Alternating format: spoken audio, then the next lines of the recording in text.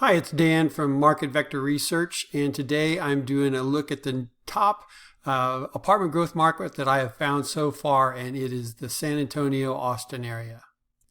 Here's the map of the area that I studied, and I'm going to show you the data on. You can see San Antonio right here, and then Austin is right here. And the reason I did these together was that in this area here, between the two cities, they kind of blended together, and I wasn't sure if some of these should really be considered in the Austin market or in the San Antonio market, so I just did them all together.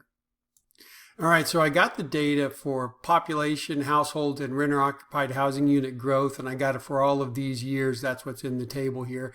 But then this growth section really concentrates on the projected growth, or the period that we're in right now between 2016 and 2021.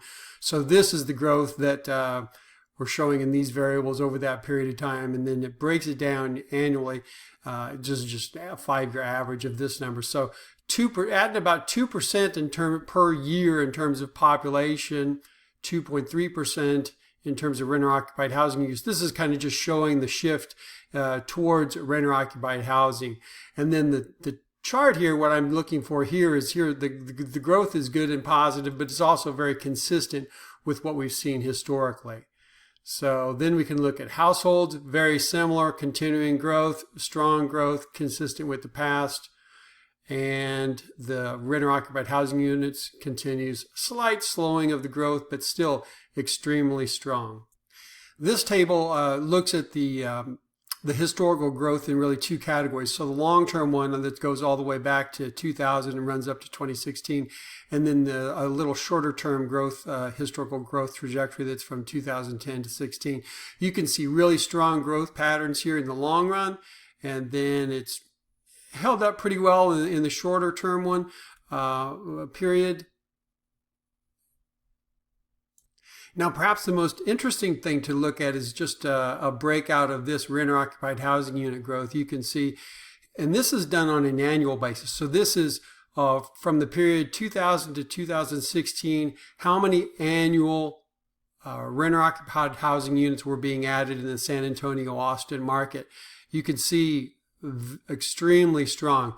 Right here, you had between 2016 and 21, you're going to add about 75,700 renter-occupied housing units. If you break that out, that's over 15,000 per year, which comes out to you could add 200 unit apartment communities in this market, and they would be able to be absorbed, which I think is fantastic growth. Okay, now here are the 29 markets that I have evaluated so far, and you can see San Antonio, Austin is right at the top. This is the annual growth on all of the three variables that I described, and then just breaks them all down into one average of these things. So 2.3%, that is number one. Well, actually tied for Wilmington, Myrtle Beach, but you can see this is I'm kind of considering these markets that are growing over 2% a year to be the A growth markets. This is right at the top. I think it's very interesting. I think one way that people might be able to use this information, or that operators or investors in multifamily assets could use it, would be to quickly screen markets to focus on the ones where there was the most opportunity and growth. We could do 15 or 20 markets, and I think pretty quickly come to some conclusions about which ones had the strongest growth trend. If you want to grab a free report, I converted this worksheet that I made into a PDF, and you can download it for free at mfresearch.com. Thanks for watching the San Antonio Austin apartment demand report. Have a great day.